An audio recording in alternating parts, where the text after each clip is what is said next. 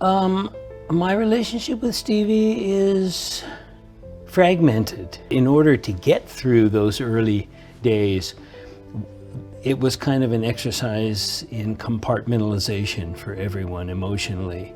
It became not only the music, it became about these people. And there was a form of heroics, really, that we were able to pull that off.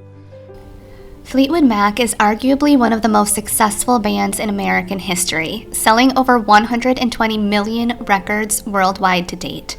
Their hit album, Rumours, resonated with fans in a way unlike any other music of that era. But what's even more admirable and relatable than the songs themselves is the process the band went through to make the album in the first place.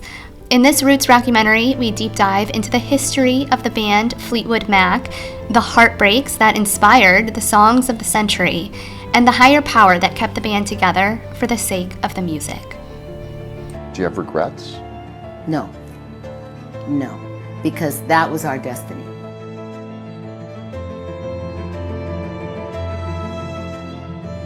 Stevie Nicks and Lindsey Buckingham actually met in high school. Don't get excited, they were not high school sweethearts. They were simply acquaintances while they were both going to high school in California. They were both really into music. Lindsey had his own band called Fritz. It got to the point two of the members graduated high school and were going to college. Lindsey approached Stevie and asked her if she would be the lead singer in his little high school band. Stevie, of course, said yes. They were both dating other people and would continue to date other people throughout the duration of the time that they played in Fritz, which ended up being about 5 years. It ended up taking them out of high school and into college. Now, they kind of jumped around from one college to another, but eventually both ended up at San Jose University. While they were both studying there, they were both also still very into their music passions. Lindsey's father actually had a tape machine at an old coffee refinery kind of shop. Lindsey would take Stevie to his father's coffee shop where this tape machine was, and they would record demos, send out different producers in LA. This would have been around 1967, 1968 when Stevie and Lindsey were both in college making these demo tapes. Meanwhile, on the other side of the world, in London, was a man named Peter Green. And Peter Green was making a band of his own. Peter Green had a little bit more traction in the music industry than Lindsey and Stevie did. Peter Green at this time was about 23 years old. He joined forces with a man named Mick Fleetwood to start up a blues band. Peter Green and Mick Fleetwood ended up meeting another guitarist named Jeremy Spencer, who they recruited. But there was one problem. They needed a bass guitarist. Now at this time, a guy named John McVie was playing in a blues band with someone else named John Mayall. During John McVie's time playing in this blues band, he also came into contact with a woman named Christine Perfect. Peter and Mick ended up going to a blues show, meeting John McVie and seeing John McVie play the bass guitar, and they knew that they wanted John McVie to be part of their band. But there was one problem. Peter Green and Mick Fleetwood had zero success as a band as of yet. John McVie was in a pretty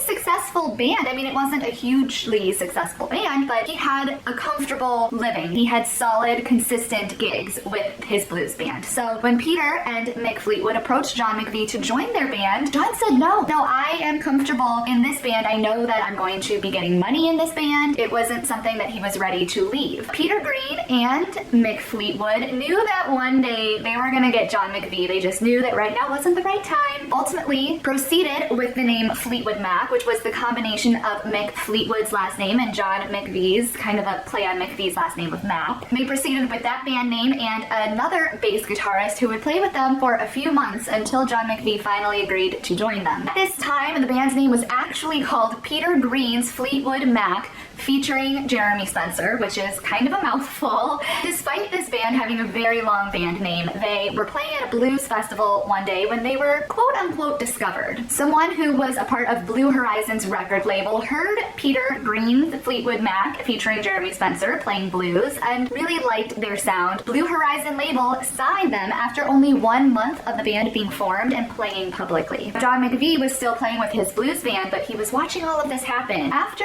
Peter Green's Fleetwood Mac, featuring Jeremy Spencer, started to gain traction and started to gain a following, John McVie finally agreed to join the band in September of 1967, and the band name officially became Fleetwood Mac. In 1968, they released the album Mr. Wonderful. Mr. Wonderful had the song Black Magic Woman, which was one of their most popular songs and ended up being covered by Santana, followed by Albatross, which ended up being #1 on the British charts. And the hits, honestly, just kept rolling in. By 1970, though, things were not really going well for Peter Green. I don't want what I'm about to say to be how you remember Peter Green from this Roots rockumentary, because Peter Green was so much more than I could possibly say in this video. I think that Peter Green should probably be his own Roots rockumentary, to be honest with you, but I'm just gonna leave it here and say that by 1970, Peter Green was getting heavily involved in drugs and experiencing the beginnings of what would become a really hard mental decline. The success that they were riding on from Mr. Wonderful might have contributed to this a little bit, but by 1970, Peter Green actually ended up leaving Fleetwood Mac. He would come back. I think he came back a couple of times. This was when he first started showing signs of mental decline and first left the band, was in 1970. So in 1970, Fleetwood Mac started to enter its very first transition period where they're losing a member and need to find a replacement. Now, all the way on the other side of the world in America was still Stevie and Lindsey trying to make it in the music industry. By 1970, the band Fritz that Lindsey had formed in high school ended up completely dismembering. Stevie and Lindsey formally decided that they were ready to move to LA. If you remember, while they were studying in college, they were making demo tapes and sending them to LA, trying to gain traction there. But by 1970, 1971, they realized they really had to physically move to LA if they were going to be serious about this. Up until this point, Stevie and Lindsey were actually still not dating. They were just in college together. They were friends making music. It wasn't until Fritz completely broke up and they decided that they would move to LA together that they also decided to pursue a romantic relationship. Christine Perfect, who had been playing with John McVie back in the day in the blues band, ended up joining Fleetwood Mac after Peter Green's departure. Now, she and John McVie actually ended up starting up a romantic relation as well. So there was a lot of love blooming in the early 1970s, both in America for Stevie and Lindsey and in London for John and Christine Perfect. Also, around 1971, Jeremy Spencer, who had been an original member of Fleetwood Mac, went out one day to get a magazine and never came back. The band issued an urgent missing persons alert, was frantically looking for Jeremy Spencer when they realized that he had joined a religious group called the Children of God. So Jeremy Spencer was now also gone from Fleetwood Mac.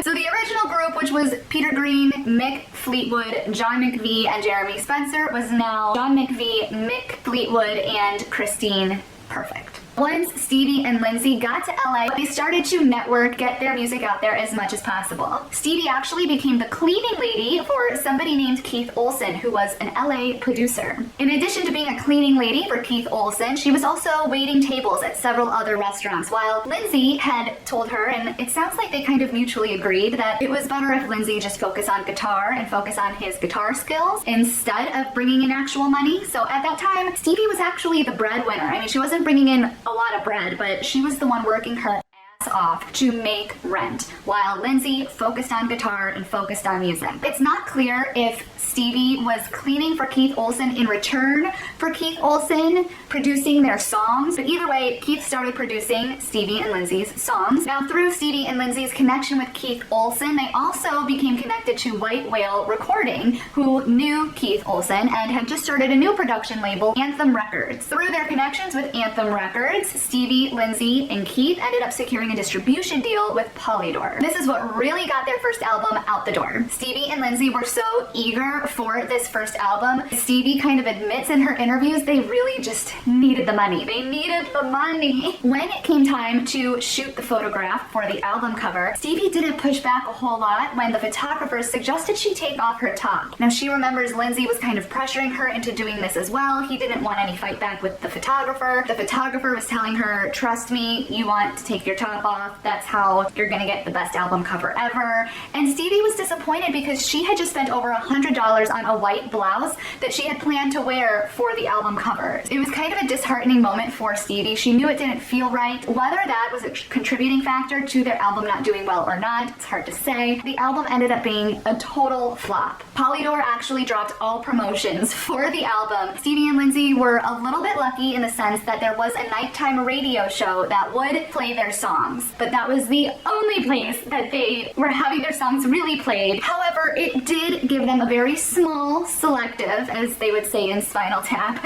a very selective audience, a very small gathering, but that gathering was really important to them. Now, this first album was released in 1973. After that, Stevie and Lindsey really just kind of wallowed and refocused their efforts into some jobs that were outside of the entertainment industry, honestly, just because they really needed to bring in money for rent. While Lindsey and Stevie kind of took a step back from their music career and were ultimately dropped from their record label, on the other side of the world, meanwhile, in London, there's been a lot of musical chairs with Fleetwood Mac. John and Christine had actually gotten married by this point, so they were John and Christine McVie. The band now consisted of Mick Fleetwood, John and Christine McVie, Bob Welch, Bob Weston, and a man named Dave Walker. And together, the new group recorded the band's 7th album that was released in 1973. After the release of that 1973 album, though, Walker was ultimately fired because of his bad attitude. John and Christine were fighting quite a bit, and their marriage was really on the rocks, and Bob Weston ended up having an affair with Mick Fleetwood's wife, Jenny Boyd,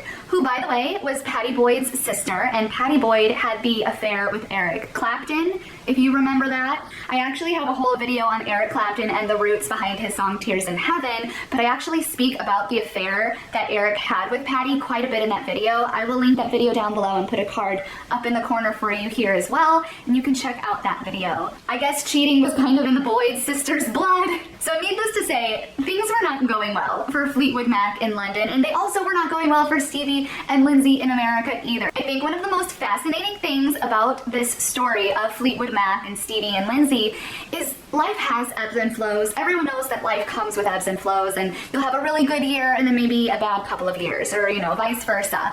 But what's so interesting about this story is that their vibrations seem to be in sync from the very beginning. You know, when things were ebbing in London for Fleetwood Mac, things were ebbing for Stevie and Nick's in America. When things were flowing for Fleetwood Mac in London, things were flowing for Stevie and for Lindsey in America. And it's just so interesting to me how they always seem to be in sync with each other, even before any of them had ever even met. Now, after the release of Fleetwood Mac's 1973 album, they were set to go on a huge American tour.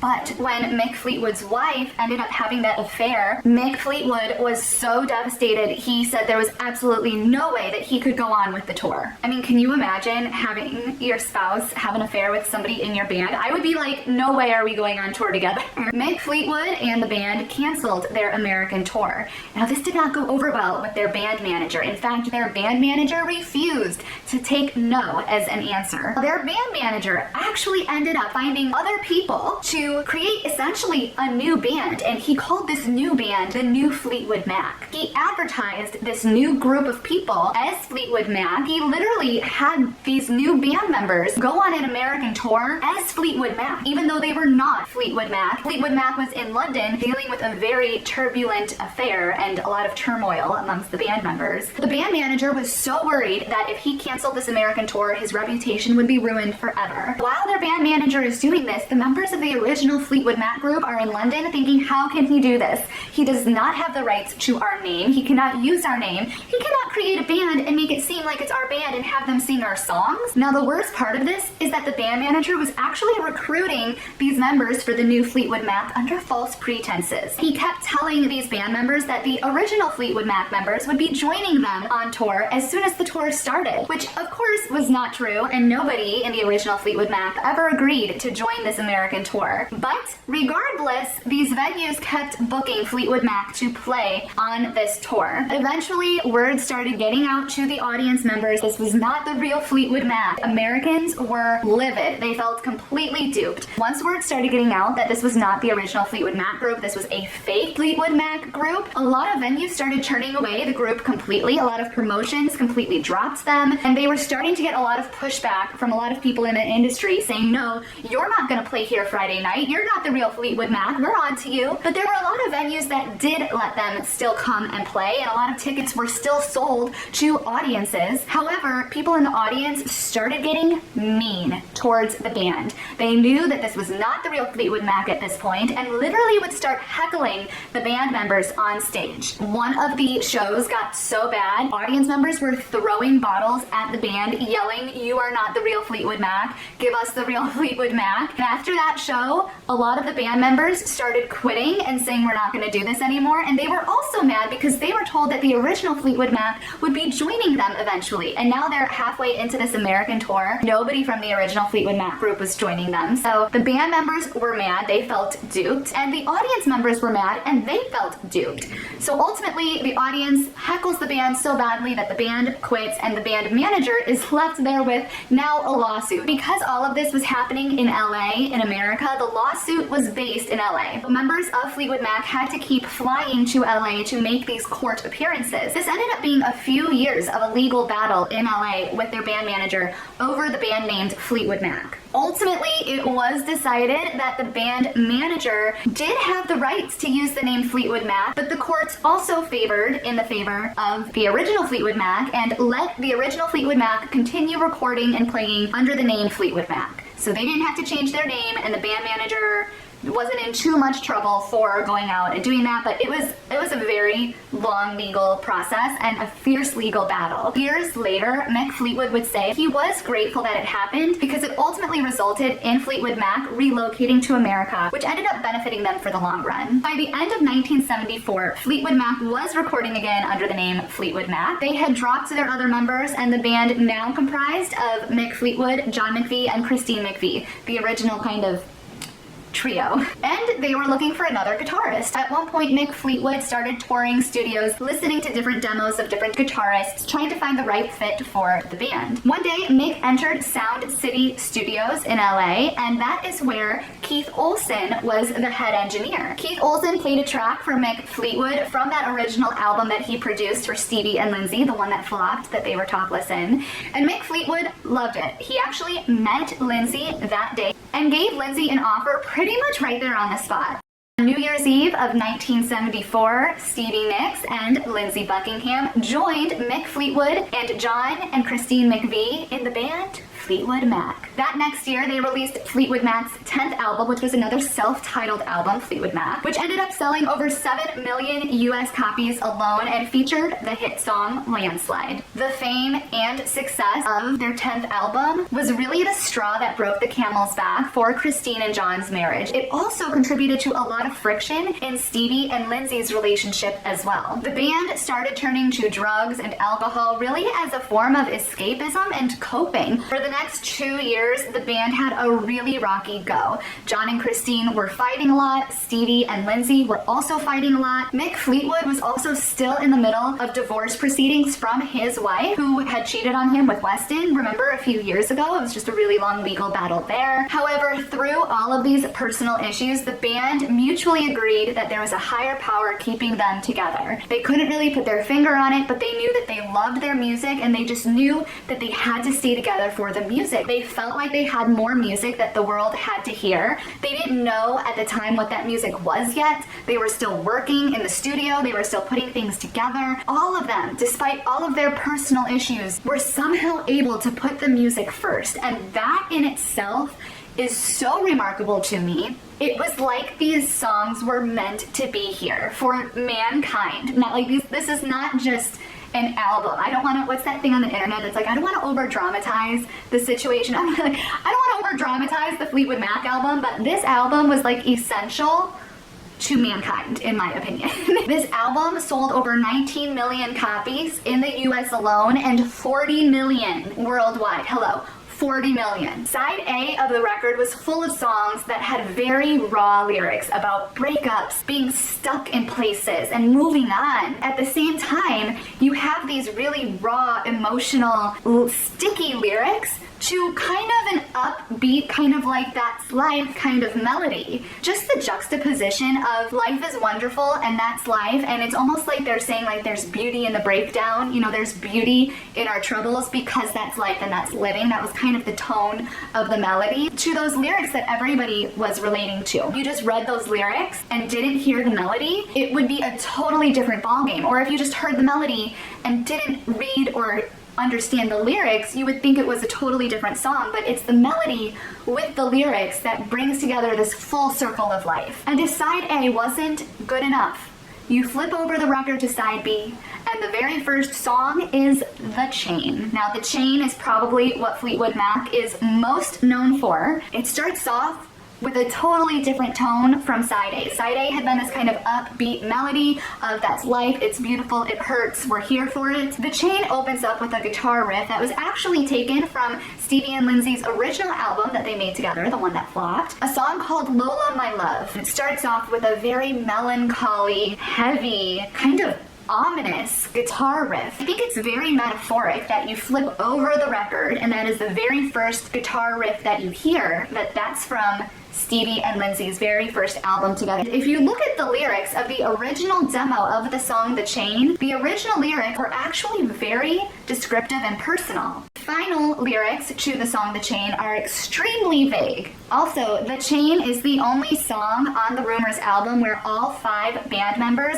are given songwriter's credit, and I think that's a little interesting given that there are really only 5 sentences in the entire song that are just sung over and over and over again. Number 1, listen to the wind blow. Number 2, watch the sun rise. Number 3, running in the shadows, damn your love, damn your lies. Number 4, and if you don't love me now, you will never love me again. And number 5, I can still hear you saying you would never break the chain. And I almost wonder if those 5 sentences are also symbolic of the 5 band members, or if that was maybe just a coincidence, I don't know. But either way, these lyrics really hit home with over 40 million people in the world who ended up buying the record, and probably more for the people who didn't formally buy the record. There was so much more that I could have covered in this video. I encourage you, if you have more details of things that I couldn't cover in this video, comment them in the comments below. It's just not possible to cover everything in one video. I wish I could, but it would be like a 5-hour video, so.